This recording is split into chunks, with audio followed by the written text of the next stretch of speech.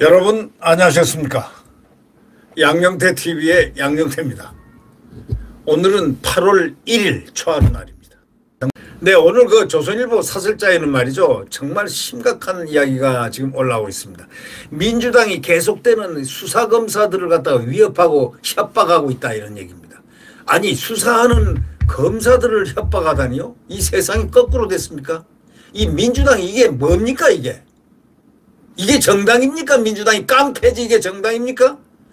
아니, 검찰들, 수사하는 검사들을 위협하는 건 깡패지 그게 정상적인 사람들입니까? 오늘 사설자에 말이죠, 민주당에 계속되는 수사검사 위협, 이거에 대해서 얼마나 심했으면 이런 글을 나오겠습니까? 이거는 민주주의를 위협하는 겁니다. 이 민주당 그대로 둬서는 안 됩니다. 국민의 힘이 그대로 두지 않는 건 국민의힘의 정당의 문제고, 대한민국 국민들이 일어나서 민주당을 박살을 내야 되겠습니다. 어떻게 이런 말이 있을 수가 있습니까? 왜? 헌법체계에서 중앙수사기관으로 분명히 있는 그 검찰을 갖다가 검수한박에서 검찰 수사권을 박탈한 이 정말 쓰레기 같은 정권들이 말이죠. 검수완박을 통해서 검찰을 그렇게 완전히 해체시켜놓고, 바로 이거는 헌법 훼손시킨 겁니다. 헌법에는 분명히 검찰은 중앙수사기관으로 되어 있습니다. 이걸 갖다 수사권을 박탈시켰지 않습니까? 이거를 한 자들이 말이죠, 이제는 뭐라? 이 수사검사들을 갖다가 이재명이를 지금 수사하고 있는 수사검사들을 모조리 위협하고 이 바깥으로 전부 노출시켜가지고 좌표찍기를 하고 있습니다. 이거는 테러입니다. 예. 민주당이 쌍방울 대북송금 사건 수사 중인 검사들의 실명을 딱 공개해버렸습니다. 수원지검장, 2차장, 형사 6부장, 부부장 검사 뭐 등 4명을 조직도로 딱 만들어가지고 이렇게 딱딱딱 써가지고 범죄 조직도를 그리는 방식을 이용해가지고 수사검사들을 모욕하고 위협하는 좌표찍기를 하고 있습니다. 이런 게 정당이, 이게 정상적인 정당입니까? 이 깡패 정당이지 이게 제대로 된 대한민국 정치를 하는 정당이 맞습니까? 범죄 조직도를 그리는 방식으로 해서 수사검사들을 위협하는 그러한 나라가 어디 있습니까? 땡 말고는 누가 이렇게 이런 짓을 합니까? 이번에는 뭐 처음도 아닙니다, 이게. 근데 요번에 심하다 이거죠. 작년 말에 검찰이 성남FC 불법 후원금 의혹 사건과 관련해서 민주당이 이재명에게 소환을 통보하자 대장동 쌍방울 성남FC 의혹을 수사하는 검사 16명 쫙 실명을 내놓고 소속, 사진, 뭐 심지어는 가족 신상까지 정보를 공개한 바가 있습니다. 이런 자들을 가만 놔두면 안 됩니다, 이거. 법과 원칙에 따라서 정의의 칼로 그들을 반드시 수사해 나가야 됩니다. 민주당이 이러는 것은 뭘까요? 검사들이 이재명 대표 수사를 위해서 쌍방울 김성태 전 회장을 회유하고 봐주기로 했기 때문이라고 이렇게 말하지만 이건 완전히 후라이 뻥입니다.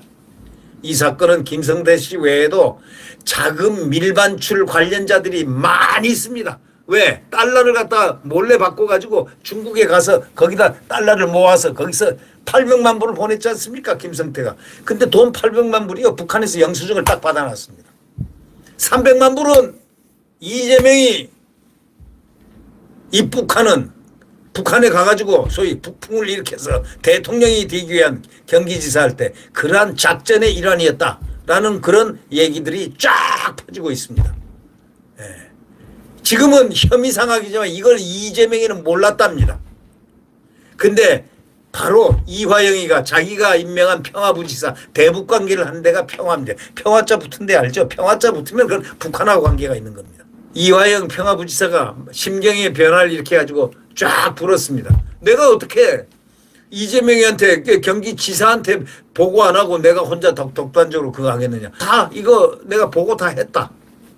이렇게 얘기를 실토하자 또 희한한 꼴까지 벌어졌지 않습니까? 그 부인, 같은 성균관대학교 운동권으로 해서 만나가지고 부부가 된 그 부인이 막 오히려 그 법정에서 일어나가지고 법정 소란을 일으켰습니다. 막 공격합니다. 누구? 이화영에게. 남편을 살려야 되는 부인이 돼가지고 왜 남편을 죽이고 이재명을 살리는 그러한 언행을 한 이유가 뭐겠습니까? 지금 언론에 다 나왔습니다. 이거는 정말 진짜 진정한 부인이라면 판정에서 입 딱 닫고 가슴을 붕붕 뛰면서 조용히 있어야 조용히 있을 수밖에 없는 게 진짜 부인의 그 모습 아니겠습니까? 지금 왜냐하면 판사한테 눈에 나는 그런 행동을 해서는 안 된다는 걸 알기 때문에 누를 끼치지 않게 조용히 있는 듯 없는 듯 하고 방청할 거 아닙니까? 그게 대부분 99.99999 100% 부인들이 다 그렇게 합니다. 이재명을 위해서 사는 사람인데 분명히 이재명을 남편보다 이재명이가 더 중요합니까? 남편은 지금 구속돼 가지고 지금 피고 노란 옷 주황색 옷을 입고 거기 나왔는데 검찰이 김 씨를 회유할 이유가 없는 겁니다. 김성태를 왜 회유를 합니까? 상황 변화가 있다면 애초에 혐의를 부인하던 이화영 전 경기부지사 평화부지사가 2019년 경기지사던 이재명의 방북 비용을 쌍방울이 대납했다는 것을 당시 이 지사에게 보고했다고 검찰에서 최근에 진술했기 때문 아닙니다. 그렇다면 이재명은 제3자 뇌물 혐의 아닙니까? 예. 그렇게 된다면 뇌물 혐의가 되거든요. 이건 꼬딱없이 꽃반지 끼게 돼 있는 겁니다. 꽃반지가 뭔지 아시죠? 수갑. 예. 이거는 뭐 꼬딱없이 만약에 그게 사실이라면 만약에 그게 사실이 나중에 재판에서 딱 밝혀지면 꽃반지 끼고 어디로 가느냐? 감옥으로 가는 것밖에 없습니다. 3자 뇌물죄 300만 불을 만약에 그게 나중에 오케이 맞다라고 딱 판정이 딱 나면은 그 다음에 어디로 가느냐? 그게 그냥 1, 2년이 아닙니다. 300만 불 정도 되면 20년 정도 됩니다. 이재명이 나이가 지금 몇 살입니까? 거의 플러스 한 20년 해보십시오. 네. 뭐 그것뿐입니까? 만약에 다른 것이 다 병합이 된다면 어떻게 될 것 같습니까? 지금은 혐의로 남아있지만 나중에 재판이 된다면 어떨까요? 그래서 발버둥을 치고 지금 이러는 건 아니겠죠? 한동훈 법무장관은 민주당이 이런 행태에 대해서 입장문을 분명히 밝혔습니다. 이거는 이미 이제 정치 영역을 지났다. 증거인멸이라든가 위증교사 같은 범죄 영역에 지금 가까이 와 있다. 범죄 영역에 딱 들어오면은 그건 검찰은 수사해야 되는 겁니다. 검경이 수사를 하지 않으면 안 되는 것이 바로 범죄 영역입니다. 왜냐하면 직무유기가 되기 때문에 안 하고 있으면 이제 곧 이자들 다 수사를 해야 될 겁니다. 수사검사들을 좌표 찍게 해가지고 신원을 공개하고 개인정보를 누설하고 이거는 용납할 수 없는 자유민주주의 사회에서는 이거는 최악의 범죄입니다. 이게 수사검사들을 그런 식으로 위협하는 거는 절대로 용납해서는 안 되고 용인돼서도 안 됩니다. 이재명이는 너무나 많은 불법 비리 혐의를 지금 받고 있죠. 거의 모두 구체적 혐의 사실이 지금 드러나 있는 상황입니다.